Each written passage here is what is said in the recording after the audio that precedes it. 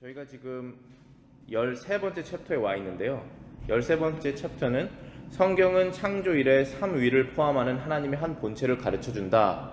즉 하나님께서 우리에게 이제 하나님 본인은 이러한 분이다 라고 알려주실 때 성부, 성자, 성령의 하나님이다라는 것을 알려주셔서 사람들이 기본적으로 신이라는 분이 존재한다, 그런 어렴풋한 생각은 갖고 있지만 자신들이 만들어내는 그런 마음속의 신과 진짜 이 세상을 만드신 하나님을 구별하시기 위해서 알려주셨다는 것입니다. 구분할 때 확실하게 구분할 수 있도록 하나님은 삼위의 하나님, 성부, 성자, 성령의 하나님이다라는 사실을 알려주셨다는 것이죠. 그래서 세상의 어떠한 우상들, 그 마음속에서 사람들이 만들어낸 그러한 신들은 이 성부, 성자, 성령 하나님의 특성을 가질 수가 없습니다. 유일하신 하나님의 특성이죠. 그래서 이걸로 우리가 믿는 하나님이 과연 이 세상을 창조하신 그 하나님인지 아니면 잘못된 하나님을 믿고 있는지가 구분된다는 것이죠. 그런 내용을 저희 다루고 있었고요. 그 다음에 오늘은 이제 8번째 주제로 말씀의 영원성이라고 되어 있는데요. 말씀의 영원성. 영원성이라는 것은 영원히 지속된다는 뜻이고 시작도 없다는 뜻이죠. 그래서 이 영원이라는 단어는 사람들 마음속에 간절히 사모하는 그런 내용입니다. 그런데 여기서 말씀이라고 말하는 것은 그냥 단순히 영어로는 word인데요. 우리가 이 말이죠. 근데 성경에서 말씀이라고 하면 예수님을 말씀하시는 거예요. 요한복음에서도 태초에 말씀이 하나님과 함께 계시더라. 이 말씀은 곧 하나님이시니라 라고 말씀하셨죠. 그래서 그 말씀, 성자 하나님을 다른 표현으로 성경에서는 말씀이라고 표현을 하는데, 이 말씀이 영원히 존재하셨던 분이시다. 즉 성자 하나님은 비록 2000년 전에, 지금부터 2000년 전에 성육신하셔서 오셨지만 태초 이전부터 계셨던 성자 하나님이셨다라는 것을 알려주는 그런 내용이라고 이해하시면 되겠습니다. 제가 첫 번째 문장을 읽어볼게요. 말씀의 신성을 공개적으로 부인하지는 못하지만 은밀히 그분의 영원성을 제하여 버리는 사람들이 있습니다. 그들은 말씀이란 하나님께서 우주를 창조하실 때 처음 존재하기 시작하였다고 말합니다. 그러나 그분의 시작이 있다고 생각하는 것은 용납할 수 없는 것입니다. 기독교 이단들 중에 어디에서 이제 거의 다 갈리냐 하면은 성자 하나님을 우리가 예수님이라고 부르는데요. 그 예수님이 이 세상을 창조하신 하나님이라는 사실을 교묘하게 부인합니다. 우리도 성부, 성자, 성령을 믿는다라고 이단들도 말을 하지만 깊이 얘기를 들어가다 보면 그 성자 하나님이 우리가 생각하는 그분이 아니고 여기에서 말하는 것처럼 영원성을 조금 제하여 버리는 내용이 있다라는 것입니다. 그들은 말씀이란 하나님께서 우주를 창조하실 때 처음 존재하기 시작했다라고 말합니다. 자, 이 뜻은 무엇이냐면 하나님께서 이 세상을 말씀으로 창조하셨죠. 그래서 빛이 있으라라는 이 말씀을 하신 거예요. 그리고 생각으로 하시지 않고 이 말씀을 하셨죠. 그거 말씀을 하셨다고 성경이 기록하고 있고요. 근데 그렇게 하신 이유가 이 보이지 않는 하나님께서 말씀으로 세상을 창조했다는 걸 알려주려고 말씀하신 거예요. 근데 이 말씀은 바로 성자 하나님임을 성경이 말하고 있는 것이죠. 그런데 어떤 사람들은 하나님께서 이 말씀을 하는 그 포인트에 말씀이라는 것이 생겨났으니까 이 성자 하나님도 시작점이라는 것이 있다라고 말한다는 것이죠. 근데 그렇게 되면 이단으로 가는 거예요. 왜냐하면 하나님은 시작도 없고 끝도 없으시기 때문에. 그래서 시작점이 있다라고 한다는 뜻은 창조자가 아니라 창조물이 되는 거예요. 크리에이터가 아니라 크리에이처가 되는 것이죠. 우리도 크리에이처잖아요. 그래서 일종의 하나의 천사처럼, 천사도 크리에이처지 않습니까? 그렇게 예수님, 그러니까 성자 하나님의 신분을 낮춰버리는 것입니다. 그런데 그것은 용납할 수 없는 것이다 라고 말하고 있는 것이죠. 두 번째 문장입니다. 그 말씀이 얼마나 오래전부터 존재하였는지 연구해 본다면 시작이 없다는 것을 알게 될 것입니다. 그리스도는 자신에 대하여 증거하실 때 어떠한 시간적 한계를 정하지 않으셨습니다. 요한복음 17장 5절입니다. 아버지여, 창세전에 내가 아버지와 함께 가졌던 영화로서 지금도 아버지와 함께 나를 영화롭게 하옵소서라고 말씀하셨죠. 예수님께서 여기서 말하는 아버지라고 부르는 것은 성부 하나님을 말씀하시는 것이죠. 성자 하나님께서 지금 이 땅에 성육신하셔서 오셔서 십자가에서 죽으시기 바로 직전에 기도하시는 내용이에요. 근데 아버지라고 부르고 있잖아요. 이 아버지는 성부 하나님을 말씀하시는 거예요. 누가 부르고 있습니까? 성자 하나님이 부르고 계시는 것이죠. 근데 뭐라고 지금 기도하셨냐면 내가 아버지와 함께 가졌던 영광을 이라고 말하고 있습니다. 그거를 지금도 아버지와 함께 나를 영화롭게 하옵소서라고 말씀하시고 있습니다. 예수님께서 십자가에서 돌아가시기 바로 직전에 겟세마네 동산에서 이제 곧 가룟 유다에게 잡히기 전에 세상 사람들이 봤을 때 영화로운 것이 아무것도 남겨져 있는 않은 그런 순간이지 않습니까? 그런데 예수님께서 그때 이 십자가를 통하여서 영광 받으실 하나님 아버지와 그리고 구원될 하나님의 백성들을 생각하면서 이제 예수님께서 이것을 통해서 영화롭게 되실 것이다 라는 것을 알고 기도하시는 것이잖아요. 그런데 그 영화라는 것이 언제부터 있었냐면 세상이 있기 전부터 아버지와 내가 같이 갖고 있었던 것이다 라고 말하고 있지 않습니까? 그러니까 예수님은 세상 전부터 계셨던 창조주라는 것이죠. 그러므로 말씀은 시간이 시작되기 전에, 계속 여기에서 말하는 이 말씀이라는 것은 성자 하나님을 말씀하시는 것입니다. 그러므로 말씀은 시간이 시작되기 전에 아버지 하나님 품에 계셨고 영원토록 그분과 함께 거하신 영원한 하나님이라는 것이 입증되는 것이다. 여기까지가 지금 말씀의 영원성, 성자 하나님의 영원성을 다루고 있는 주제입니다. 자, 그러면 우리가 또 하나 생각해 볼 내용이, 예수님께서 예수라는 이름은 지금부터 약 2000년 전, 그러니까 신약 성경이 시작되면서부터 예수라는 이름을 받지 않으셨습니까? 그런데 그분은 육신을 입으실 때가 그때지만 그 전부터 계셨던 성자 하나님이라는 사실을 우리가 믿는다면, 그러면 그분은 구약 성경 때에도 당연히 계셨던 분이시죠. 성자 하나님이시니까. 그런데 그 구약 성경에 있는 성자 하나님께서 구약 성경에선 때때로 어떻게 자신의 모습을 드러내셨었던가 라는 것을 우리가 살펴보겠다는 것입니다. 그러니까 성자 하나님께서 자신의 존재를 확 이렇게 드러내신 것은 신약 성경 때부터예요. 그리고 또 비슷한 맥락으로 성령 하나님도 창조 때부터 계셨던 분이시잖아요. 그런데 그분도 구약 성경 때에는 자신의 모습을 많이 드러내지 아니하시고 신약 성경 초반에도 자신의 모습을 잘 드러내지 아니하시고 예수님께서 승천하신 다음에 오순절이 되었을 때 성령께서 강림하시면서 자신의 사역을, 자신의 모습을 더 밝히 드러내셨잖아요. 사람들이 갑자기 외국어를 하게 되고 외국어를 리슨하게 되고 그 다음에 성령에 충만하여서 사도들이 하나님의 말씀을 증거하게 되고 이러한 것을 일어나게 되지 않습니까? 그래서 자신의 모습을 사람들, 특히 하나님의 교회 가운데 드러내신 그 순간들은, 그 시작점들은 있지만 그분은 시작이 없으신 존재로서는 시작이 없으신 분이시다. 그렇다면 성자 하나님께서 구약 성경 때 어떻게 자신의 모습을 종종 드러내셨을까 또 궁금하지 않을 수가 없다는 것입니다. 그래서 그런 주제로 나가겠습니다. 첫 번째 문장입니다. 그리스도가 바로 성육신하신 말씀이라는 사실을 만인에게 알려야 합니다. 구약 성경에는 그리스도의 신성을 뒷받침해주는 증언들이 있습니다. 이사야는 그리스도를 하나님으로, 또 하나님 한 분에게만 속한 특성인 최고의 권능을 가진 분으로 명백하게 소개하고 있습니다. 지금 구약 성경에서 그리스도, 그러니까 메시아죠. 죄인을 하나님과의 관계, 단절된 관계를 해결하실 그 구원자가 이 메시아인데 이 그리스도지 않습니까? 그분이 태어나실 것을 지금 얘기하고 있죠. 그게 구약 성경의 예언입니다. 그 중에 가장 명확한 구절 중에 하나가 이사야 9장 6절이죠. 거기에 보시면은 분명히 아기가 태어난다고 말씀하고 있습니다.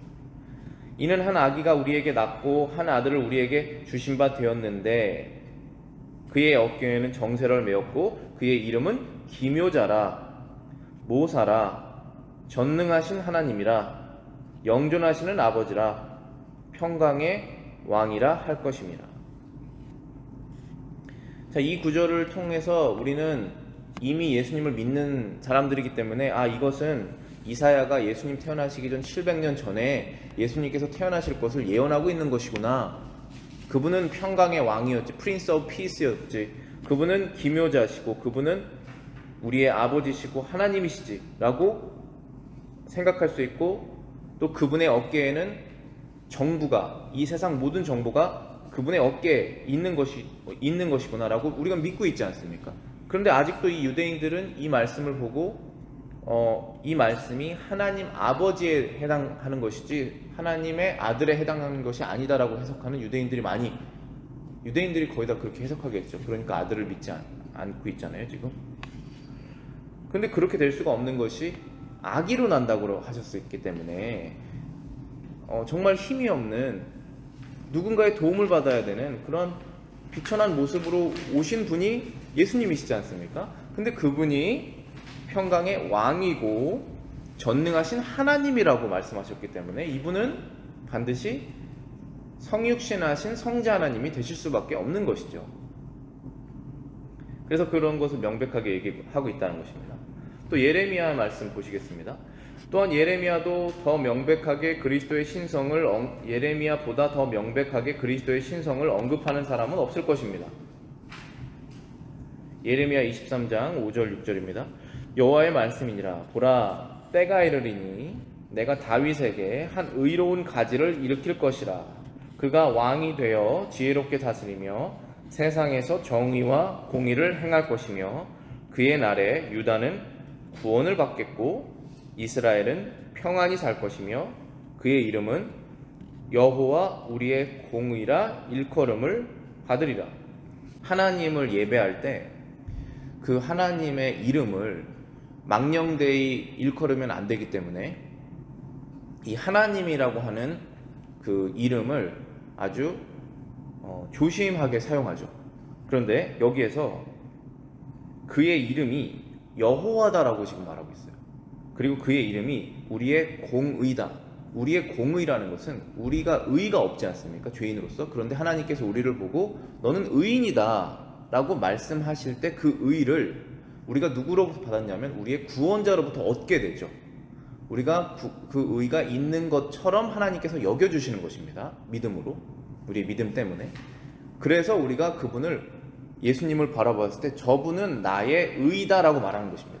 그러니까 우리가 하나님의 심판대 앞에 섰을 때 너는 의인이냐 악인이냐 했을 때 저는 악인이지만 저는 저분에게 의를 받았습니다.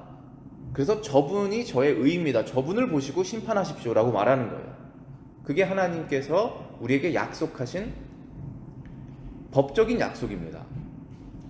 하나님께서 심판자시기 때문에. 그런데 그렇기 때문에 이 의, 우리의 의다라는 단어라든지 아니면 여호와라는 이러한 이름은 오직 하나님에게만 우리가 적용할 수 있는 이름인데 지금 예레미야가 사람에게 이것을 적용한다라고 말하고 있는 것입니다. 이렇게 되면 만약에 그 사람이 하나님이 아니라면 굉장히 큰 우상숭배가 되는 것이죠. 어떻게 보면 적그리스도라고 말할 수 있습니다. 적그리스도가 하나님의 영광을 취하잖아요.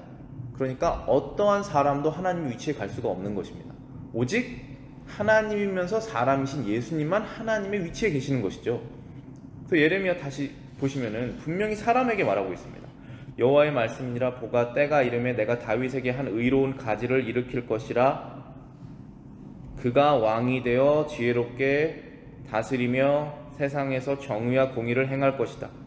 그날에 유다는 구원을 받을 것이다. 이스라엘은 평안히 살 것이다.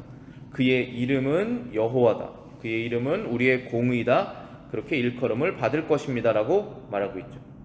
그가 다윗에게서 난 한 의로운 가지, 다윗의 자손으로 난 사람이라는 것이죠. 구약 성경에서 이렇게 그리스도께서 나실 것인데, 그분이 우리를 구원하셔서 우리의 의가 되실 것인데, 그분은 하나님이시다는 사실을 명백하게 말해주고 있는 것입니다. 그러니까 구약 성경에 예수님이 어디 있느냐, 비록 예수라는 이름은 2000년 전에 천사를 통해서 마리아에게 주신 이름이지만 성육신 하시기 전에 성자 하나님은 태초부터 계속 계셨다는 것이죠. 그 다음에 또 다음 쪽 넘어가 보겠습니다. 영원하신 하나님의 사자. 성경에서 그 천사를 사자라는 표현으로 많이 얘기하죠. 그래서 엔젤입니다. 엔젤. 하나님의 사자. 첫 번째 문장입니다. 여호와께서 천사의 모습으로 종종 나타나셨다는 사실을 유대인들은 회피할 수 없을 것입니다. 한 천사가 경건한 족장들에게 나타났고 영원하신 하나님이란 이름으로 스스로를 칭했다고 성경은 증언합니다. 자, 이것은 무슨 말씀을 드리려고 그런 것이냐면은 지금 주제가 성자 하나님께서 구약 성경 때 계셨는데, 당연히 태초부터 계셨는데 구약 성경 때 어떻게 자신의 모습을 종종 드러내셨습니까? 라는 것을 우리가 알아보는 지금 내용인데요. 성자 하나님께서 때때로 천사의 모습으로, 아니면은 사람들이 보았을 때 저분은 천사다라고 생각한 그러한 모습으로 오셨습니다. 그래서 성경에서 말하는 그분이 비록 천사의 모습으로 오셨지만 실제 천사가 아니라 성자 하나님께서 자신의 모습을 보여주신 형태라는 것이에요. 이 두 가지를 우리가 구분해야 되는데, 성자 하나님은 말씀드렸다시피 크리에이터죠. 이 세상을 창조하신 하나님이시고, 천사는 우리가 보이지 않고 굉장히 큰 능력이 있지만 하나님께서 창조하신 창조물입니다. 그렇기 때문에 사람이 천사 숭배를 하지 않죠. 천사가 굉장히 큰 능력을 갖고 있을지라도 그 능력은 하나님께서 부여하신 것이기 때문에 사람은 천사를 통해서 숭배하지 않습니다. 그 천주교에서는 천사 통해서 숭배 많이 하잖아요. 근데 우리는 그걸 안 하는 거예요. 왜냐하면 창조물을, 크리에이처를 예배하면 안 되기 때문에 그런 것입니다. 그래서 구약 성경에서 족장들, 여기서 말하는 족장들이라는 것은 야곱이라든지 아브라함이라든지 그러한 사람들에게, 족장 시대에 있었던 하나님 믿는 사람들에게 천사의 모습으로 오셨던 그분이 사실은 마지막에 신약 성경에서 자신의 모습을 드러내실 성자 하나님이셨다라는 것을 알려주는 것입니다. 그런데 그러한 성경의 증거가 무엇이냐, 그가 진짜 천사였는지 아니면 성자 하나님인지 어떻게 알 수 있느냐, 그런 내용을 다루는 것입니다. 지금 자, 사사기 13장 17절 18절 그 다음에 22절입니다. 마노아가 또 여호와의 사자에게 말하되 당신의 이름이 무엇이니까 당신의 말씀이 이루어질 때 우리가 당신을 존귀히 여기리이다 하니, 여호와의 사자가 그에게 이르되 어찌하여 내 이름을 묻느냐, 내 이름은 기묘자라 하시니 그의 아내에게 이르되 우리가 하나님을 보았으니 반드시 죽으리로다 하였다 이랬죠. 그러면 이 마노아가 누구냐면 삼손의 아버지예요. 삼손의 아버지 어머니가 아이를 갖지 못했죠. 그래서 기도하다가 하나님께서 하나님의 천사가, 지금 여기에서는 제가 천사란 표현을 쓰지 않겠습니다. 하나님의 사자, 사실 영어로는 엔젤이라고 되어 있지만 그 헷갈릴 수 있으니까 구분하기 위해서 하나님의 사자가 나타났습니다. 그래서 그들에게 아이를 낳게 할 것인데, 이 아이는 이제 나시린이 될 거고 거룩한 음식만 먹을 거고 술을 입에 대지 말고 머리를 자르지 말고, 그래서 이는 강하게 돼서 이스라엘이 블레셋에게 이제 구원을 받게 할 사람이다, 이 얘기를 합니다.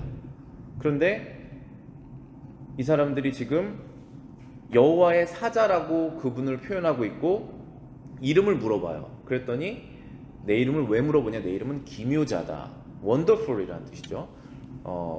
이사야 9장 6절에도 그는 기묘자다라고 얘기하는 것처럼 아주 묘하고 신비하신 분이라는 뜻이죠. 그분은 하나님이신 거예요. 그런데 더 정확한 문장이 22절에 이제 마노아가 그 아내에게 이르되 우리가 하나님을 보았다, 그러니까 반드시 이제 죽을 것이다, 그런 거예요. 그런데 이것이 오해한 것이 아니라 사실이죠.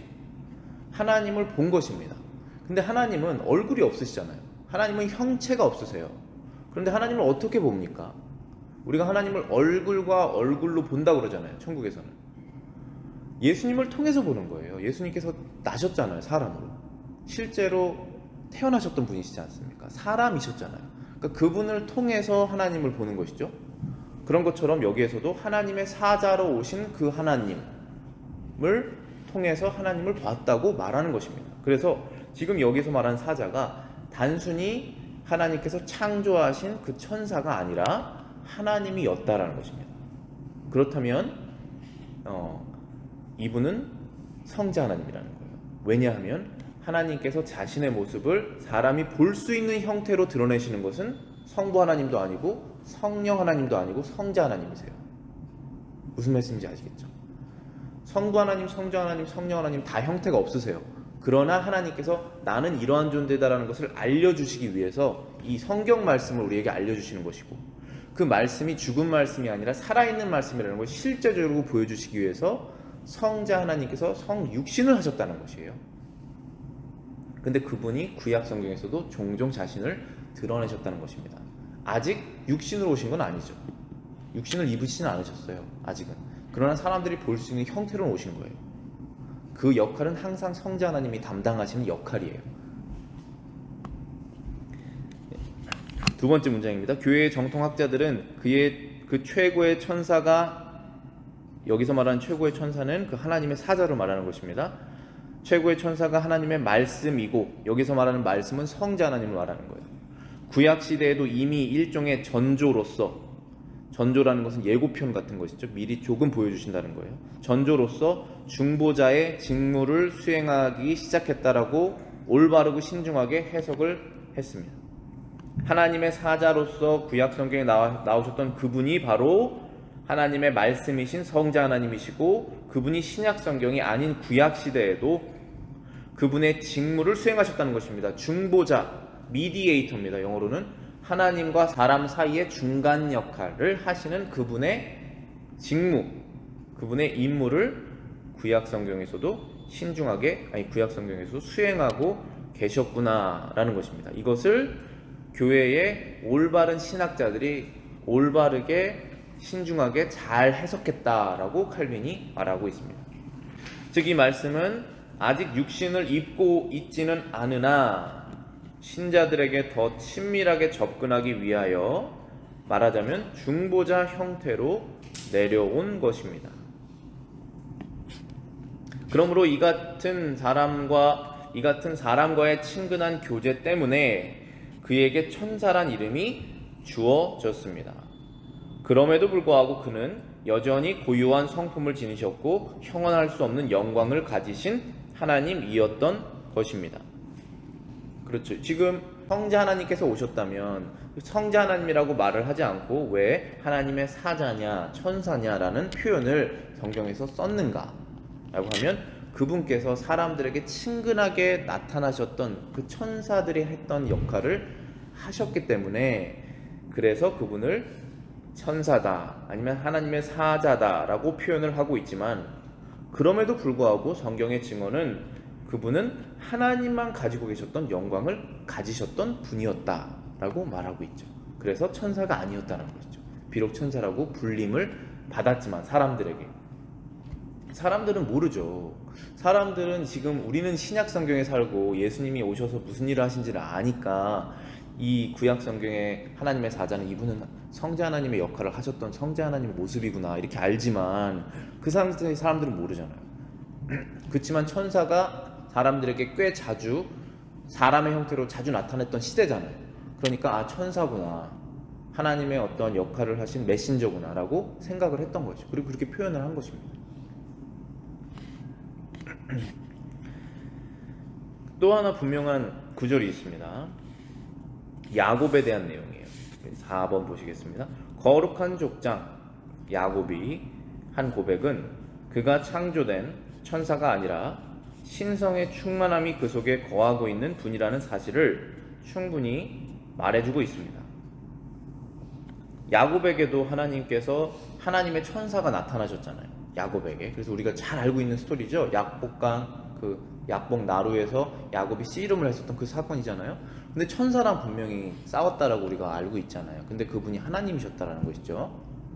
그리고 하나님이시라면 당연히 아버지, 아들, 성령 중에 당연히 아들이 그 역할을 하셨다는 것이죠.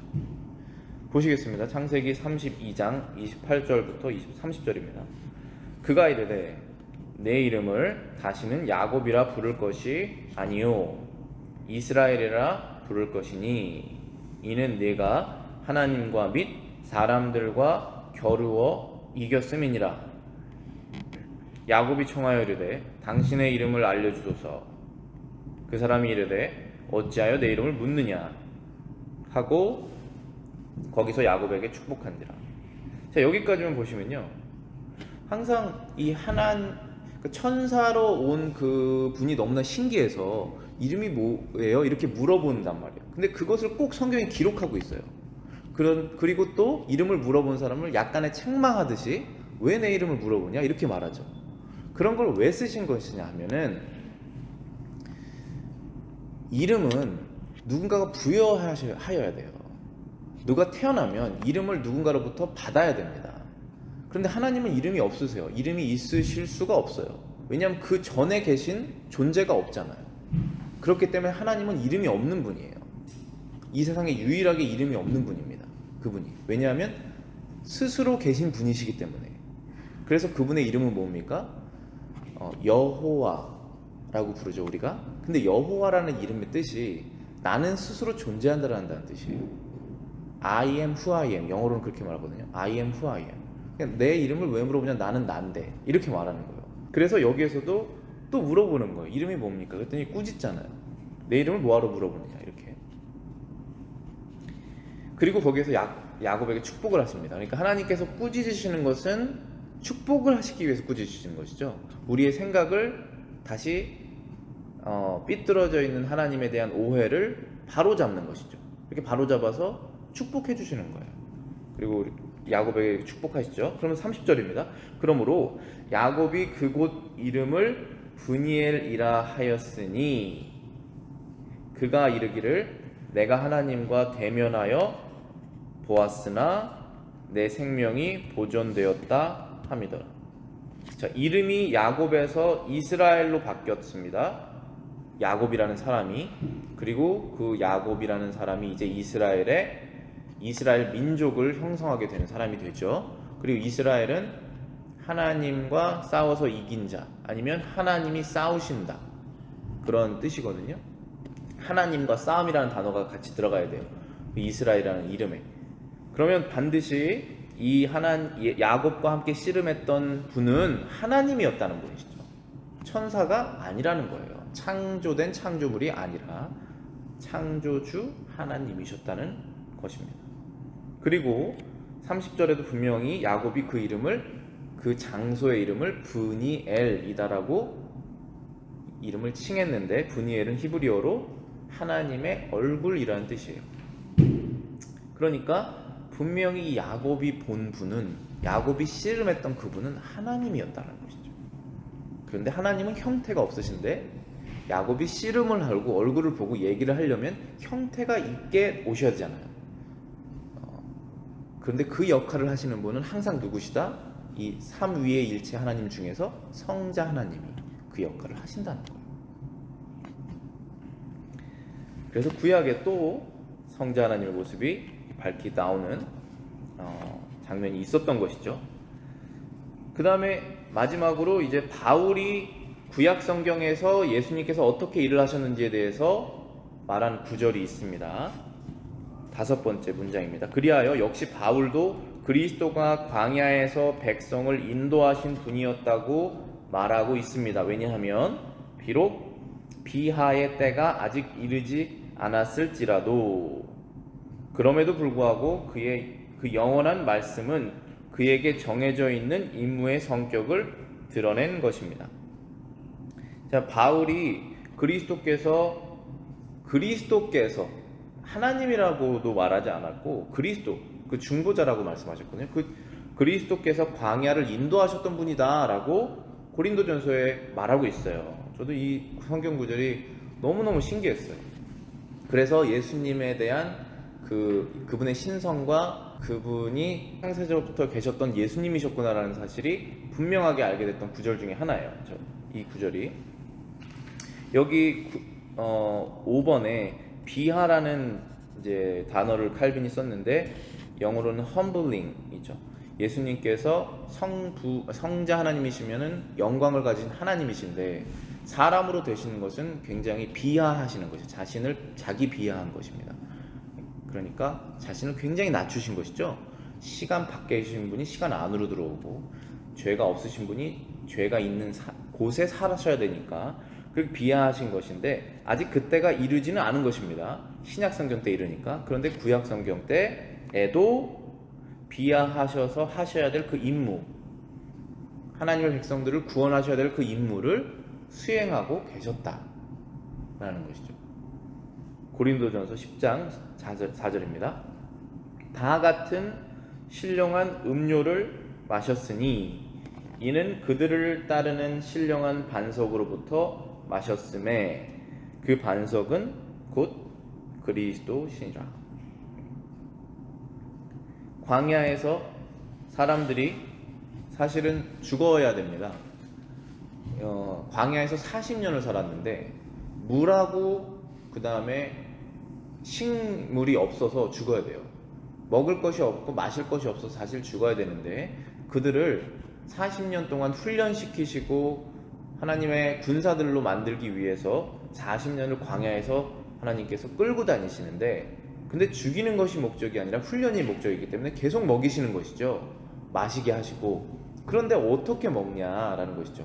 그때 당연히 우리가 알다시피 가나안에 들어가서 곧 끊겼던 만나로 먹는 것을 먹고 그 다음에 물은 항상 반석에서 나오잖아요.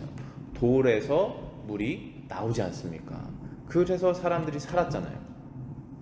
역사적인 증거예요. 사람들이 살으려면 분명히 물이 있어야 되는데 물은 없는 곳인데 반석에서 나왔다는 것입니다. 그런데 여기에서 신령한 음료를 마셨다. 물이라는 것은 물인데 왜 신령한 음료라고 했냐면 하나님께서 주신 것이기 때문에 그 표현을 쓴 것입니다. 그들을 따르는 신령한 반석으로부터 마셨다. 그러니까 그들이 40년 동안 40번 동안 텐트를 옮기면서 살아가는데 그때에 계속 따라다녔다는 것입니다. 그 반석이 실제로 이렇게 굴러다녔다는 뜻이 아니죠. 가는 곳마다 반석이 있었다는 것이겠죠. 당연히 큰 돌들이 있었을 거 아니겠습니까? 근데 거기에 하나님께서 임재하셔서 하나님께서 생명을 구원하시는 역할을 하셨다는 것입니다. 그래서 반석으로부터 마셨는데 이 반석이 뭐냐 하면 그리스도다라고 말하는 것이죠. 그럼 그 돌이 그리스도라는 얘기가 아니잖아요. 그렇죠. 돌이 그리스도면 또 사람들은 우상 숭배하는 것이 기본적으로 마음속에 탑재가 돼 있어서 돌을 또 숭배해요. 만약에 이 돌이 그 돌이었다 해가지고 성지순례 가셔서 그 돌 중에 하나였다. 실제 돌일 수도 없겠지만 만약에 누군가 전통적으로 그 돌이다라고 하면 그 돌을 또 가져옵니다. 집에. 그게 아니잖아요. 반석이 그리스도라는 것은 그 반석에서 물이 나오게 하시는 분이 하나님이신데 그 하나님께서 왜 반석을 통해서 그 일을 하셨냐? 하늘에서 갑자기 물 쏟게 하셔도 되는데 하면 가까이 하나님께서 너희들을 인도하시고 챙겨주고 계시다는 사실을 보여주시고 싶으신 것입니다.